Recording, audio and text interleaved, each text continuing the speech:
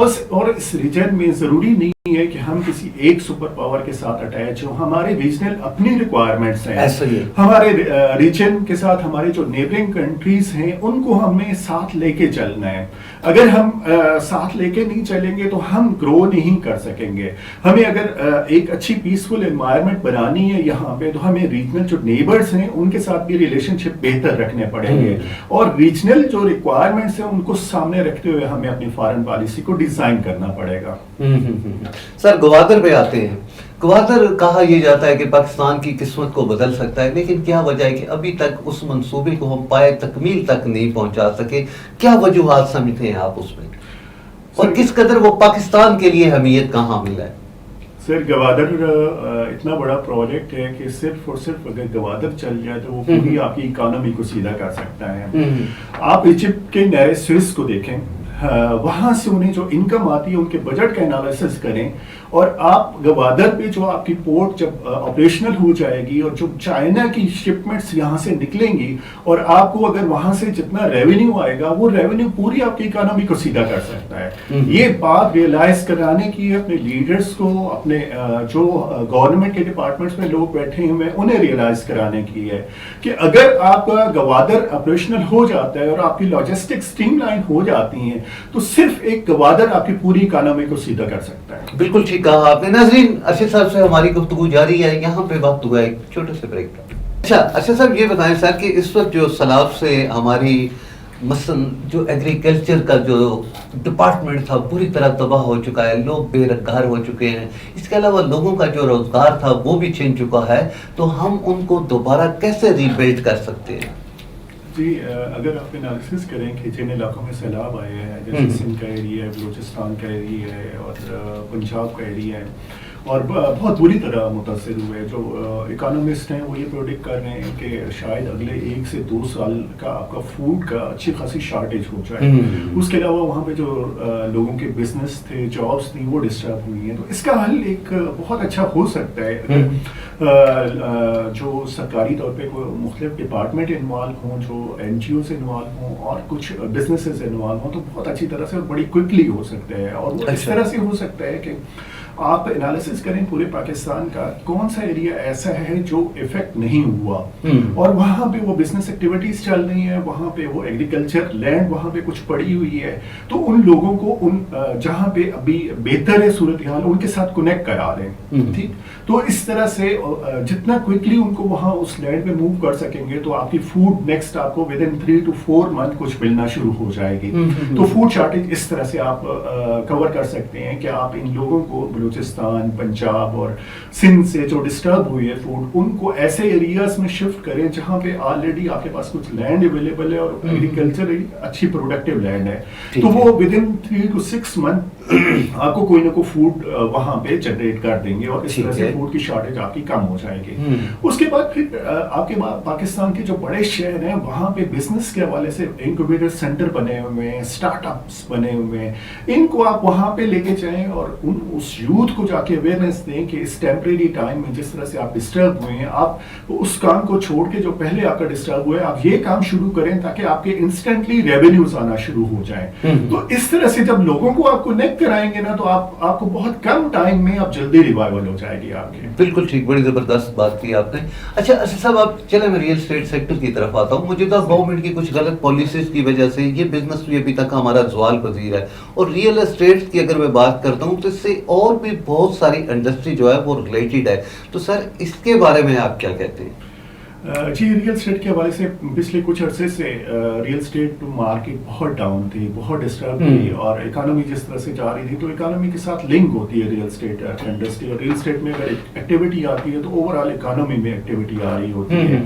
پھر اوپر سے سیلاب آ گیا, سیلاب کی وجہ سے چیزیں بہت ڈسٹرب ہو گئیں, اور پھر ریئل اسٹیٹ میں میجارٹی جو انویسٹمنٹ ہوتی ہے وہ اوورسیز پاکستانیز کی ہوتی ہے, تو ڈالر کا ریٹ کنٹرول نہیں ہو پا رہا تھا, اور وہ یہ چاہ رہے تھے کہ اور ہم جو فارن کرنسی ہے ہم اپنے پاس رکھیں تو زیادہ بہتر ہے, اگر ہم پاکستان بھیجتے ہیں تو ہمیں نقصان ہو جائے گا, شاید اتنا ریٹرن نہیں ہوگا.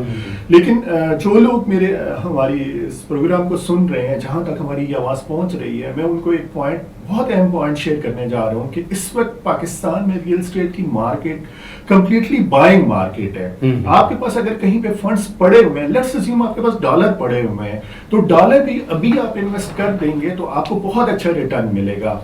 और उस रिटर्न में आप देखें कि अगर फ्यूचर में आप समझ रहे हैं कि डॉलर की वैल्यू बढ़ेगी, तो डॉलर की वैल्यू इतनी तेजी से नहीं बढ़ेगी जितनी तेजी से, जैसे ही आपकी इकोनॉमी बेहतर होगी तो आपकी प्रॉपर्टी की वैल्यू बढ़ेगी। ठीक है, जब ये मार्केट बायर से सेलर मार्केट में शिफ्ट होगी तो आपको इंस्टेंटली बहुत अच्छे रिटर्न मिलेंगे और वो रिटर्न आपकी एक्सचेंज रेट को क्रॉस कर जाएंगे। तो इस हवाले से मैं उन सब लोगों को सजेस्ट करूंगा सजेस्ट करूंगा कि आप इस वक्त बायर मार्केट में आपके पास अगर फंड्स पड़े हुए हैं तो आप इन्वेस्टमेंट करें। इस बायर मार्केट का आपको बेनिफिट ये मिलेगा कि जैसे इसने शिफ्ट होने हैं सेलर मार्केट में तो आपको बहुत अच्छा रिटर्न मिलेगा।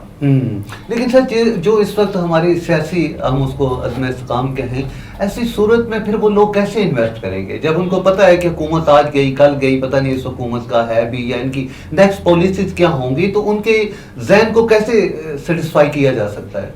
जी, जो लोग इन हालात पे नज़र रखे हुए हैं उनकी प्रेडिक्शन ये है कि नेक्स्ट 3 to 4 मंथ में ये हालात बेहतर हो जाएंगे। जैसे ही अभी अक्टूबर शुरू होगा तो आपको कई सिग्नल मिलना शुरू हो जाएंगे कि चीज़ें बेहतर होना शुरू हो रही हैं। नवंबर में फिर बहुत बेहतरी आ जाएगी, दिसंबर में उससे ज़्यादा बेहतर हालात हो जाएंगे। तो जो ये हालात हैं ये चेंज होने जा रहे हैं और शायद 3 से 4 महीने में इंशाल्लाह बेहतर हो जाएंगे। अच्छा सर, ये जो आपका सेक्टर है रियल एस्टेट तकरीबन एक इंडस्ट्री बन चुका है, क्या वजह है कि जो भी गवर्नमेंट आती है वो आप लोगों को इन बोर्ड क्यों नहीं लेती जब पॉलिसीज बनाई जाती हैं? उसकी सर रीजन ये है कि लोग गवर्नमेंट का उतना ज्यादा फोकस नहीं है इस इंडस्ट्री के ऊपर। अगर उनका फोकस हो, क्या वो इस इंडस्ट्री की अहमियत को नहीं समझ पा रहे, जबकि वही आप वाली बात की यहाँ रेवेन्यू सबसे ज्यादा आप लोगों से जा रहा है गवर्नमेंट को? जी बिल्कुल, अहमियत नहीं समझ पा रहे। अगर वो अहमियत समझ लाए, मसलन मैं आपको 2-3 पॉइंट बताता हूँ। तो पाकिस्तान की रियल एस्टेट मार्केट में सबसे ज्यादा जो इन्वेस्टमेंट है वो ओवरसीज पाकिस्तानी की इन्वेस्टमेंट है। अगर ओवरसीज पाकिस्तानी को ये सपोर्ट करें, टैक्स में उन्हें फेवर दें, टैक्स उनसे ऑलमोस्ट जीरो लें या उनसे हाफ टैक्स लें और वो ओवरसीज पाकिस्तानी यहाँ पे रियल एस्टेट में आके इन्वेस्टमेंट करें, और फिर वो ओवरसीज पाकिस्तानी जिनका पाकिस्तान से बाहर कंस्ट्रक्शन का एक्सपीरियंस है, जाहिर है पाकिस्तान से बाहर बहुत सारे पाकिस्तानी ऐसे कंस्ट्रक्शन इंडस्ट्री में दुबई में काम कर रहे हैं, सऊदीया में काम कर रहे हैं, वो आके यहाँ पे कंस्ट्रक्शन के प्रोजेक्ट शुरू करें तो आपकी इकोनॉमी को सिर्फ रियल एस्टेट भी सीधा कर देगी, पूरी इकोनॉमी आपकी बेहतरीन हो जाएगी, क्योंकि वो लोग सिस्टम लेके आएंगे, प्रोजेक्ट का उनका एक्सपीरियंस होगा और वो इन्वेस्टमेंट जब इंजेक्शन होगी आपकी इकोनॉमी में तो डेफिनेटली आपकी इकोनॉमी पूरी सीधी हो जाएगी, बेहतरीन हो जाएगी। सर, आपकी फील्ड में जो एक्सपर्ट लोग हैं वो क्यों नहीं सामने आते, क्यों नहीं गवर्नमेंट को सजेशन देते इस तरह की?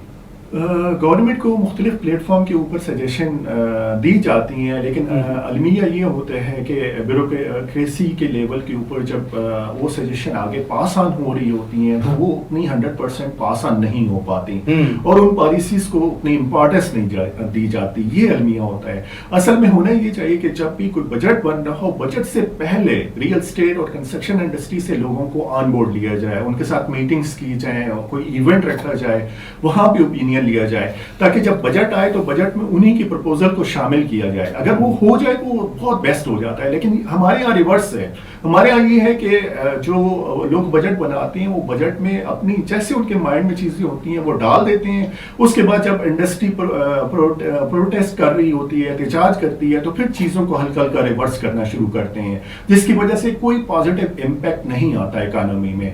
अगर इकोनॉमी में आपको पॉजिटिव इम्पैक्ट चाहिए तो बजट से पहले आपको डिस्कशन करना पड़ेगी इंडस्ट्री के साथ, इंडस्ट्री की लीडरशिप के साथ, तब अच्छी प्रपोजल बनेंगी और अच्छी पॉलिसीज आएंगी। अच्छा सर, अगर मैं मौजूदा रियल एस्टेट एजेंट की बात करता हूँ तो इस में बड़ी जिद्दत आ चुकी है, खासतौर पर रियल एस्टेट सेक्टर में बड़े पढ़े लिखे लोग आ गए हैं, तो आप क्या ये नहीं समझते सर इसके लिए कोई लर्निंग किस्म के इंस्टीट्यूट होने चाहिए जहाँ बेहतर तरीके से आप लोगों को गाइड करें और उसके बाद वो इस फील्ड में आए? जी बिल्कुल, इस चीज़ की बहुत ज़रूरत है और इसी ज़रूरत, इसी गैप को महसूस करते हुए हमने यहाँ पे पाकिस्तान में रियल एस्टेट की ट्रेनिंग इंट्रोड्यूस कराई है। इस वक्त हमारी ऑनलाइन रियल एस्टेट की ट्रेनिंग अवेलेबल है स्टार्टअप स्कूल की वेबसाइट के ऊपर। उसके अलावा हम लाइव ट्रेनिंग दे रहे हैं। अक्टूबर में हमारा सेशन आ रहा है 2 दिनों का इस्लामाबाद में रियल एस्टेट ट्रेनिंग के हवाले से।